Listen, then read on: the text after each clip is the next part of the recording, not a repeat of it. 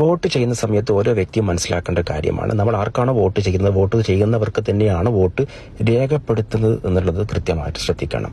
ഉദാഹരണം പറഞ്ഞാൽ ഇപ്പോൾ നമ്മൾ കൈപ്പത്തിക്കാണ് വോട്ട് ചെയ്യുന്നത് എന്നുണ്ടെങ്കിൽ ഗ്രീൻ സിഗ്നൽ കൈപ്പത്തിക്ക് തന്നെയാണോ പോകുന്നത് എന്ന് പ്രത്യേകം ശ്രദ്ധിക്കണം. ഈ വീഡിയോയിൽ കാണുന്ന പോലെ കൈപ്പത്തിക്ക് വോട്ട് ചെയ്തു, വോട്ട് രേഖപ്പെടുത്തിയിരിക്കുന്നത് താമരയ്ക്കാണ്.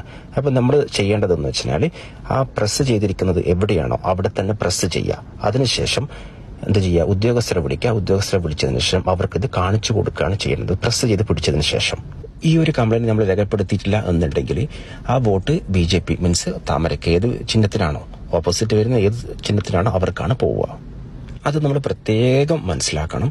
ഓക്കെ, ഇതിന്റെ കംപ്ലൈൻസും കാര്യങ്ങളും നമ്മൾ അവരെ അറിയിച്ചതിന് ശേഷം മാത്രമേ നമ്മൾ പോൾ ബൂത്ത് വിട്ടു പോകാൻ പാടുള്ളൂ.